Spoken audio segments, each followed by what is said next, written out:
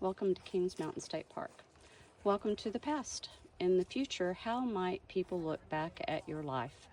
How would a typical home of the early 21st century be depicted? What other buildings would be needed to give a fuller picture of your daily existence? Questions like these shape the Living History Farm, where you can glimpse the world of a typical upcountry farmer of the 1800s. Historians believe a farm once existed here, but today's site is not a recreation. Instead, it's a collection of buildings, some that predate the Civil War and were moved to this location. Others were constructed by the park, which helped reveal life on an 1800s farm and its surrounding community.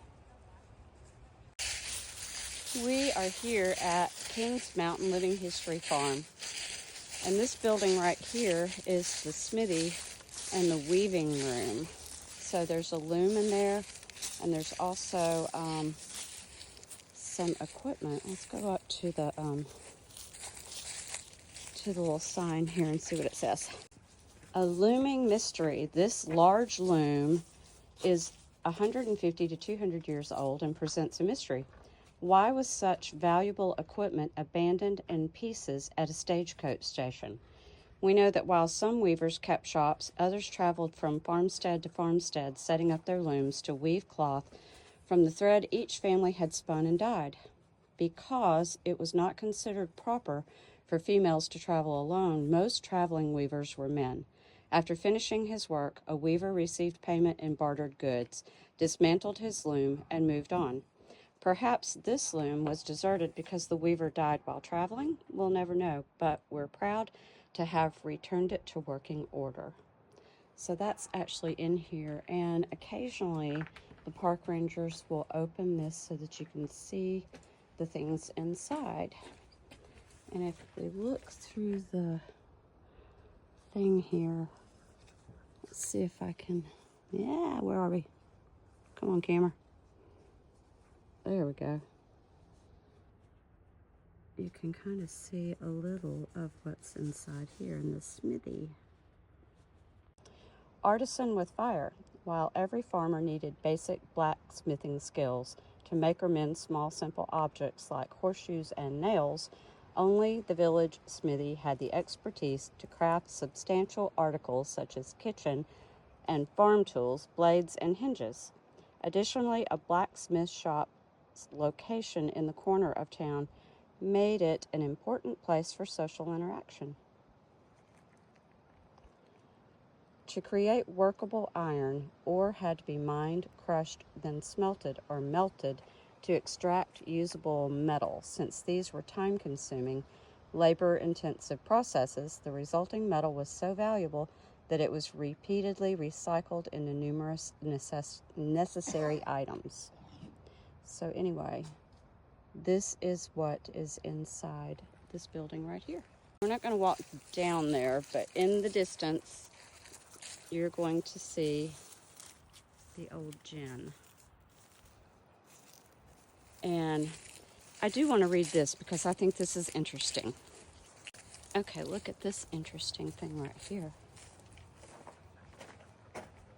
Okay, and let's read about this. That's so sweet.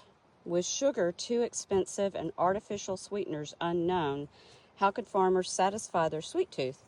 By using sorghum. Unlike sugarcane, sorghum is drought resistant, making it an ideal crop for this region.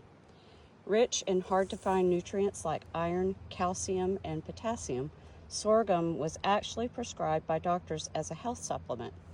However, it required processing equipment that not every farmer could afford.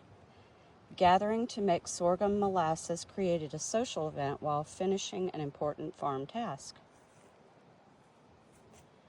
Let's see. After harvest, sorghum stalks are stripped of leaves, fed between the rollers of a press, here located to the right of the cooker, and I'll walk over there, to crush the fibers and extract the juice. The juice is then poured into a large iron pan like the one in front of you. Boiling the juice removes impurities and water, transforming it from a thin yellow-green liquid to sticky dark brown molasses. And that's so cool. This thing right here were the rollers that they would put it through to extract the juice, and that's so cool.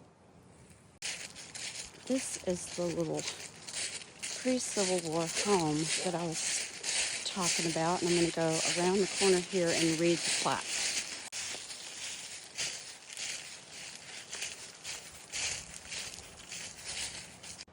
Home Sweet Home Place. The heart and headquarters of a working farm was the home place. Here, the family and children were schooled, particularly when weather forced people inside. The home place bustled with activity. Following a traditional design that's traceable back to the Scottish Highlands, John Robert Patrick built this cabin for his family of 7 in the 1850s. It was inhabited until about 1970. In 1976, the house was relocated here from Sharon McConnell area, some 20 miles away. So out here as well of interest, there's an outhouse. See that? Yep, has coal in it and everything. Only we don't use this one, it's just for show. Isn't it pretty out here? And I believe this would have been a chicken coop. Or no, this is for meat. This is a, what do you call this? Smokehouse, because you can't really see inside there too well. But there's a fire pit area and there's like fake sausages hanging up.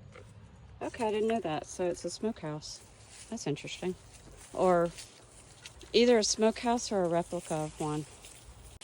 This confuses me, so I don't know exactly what this is.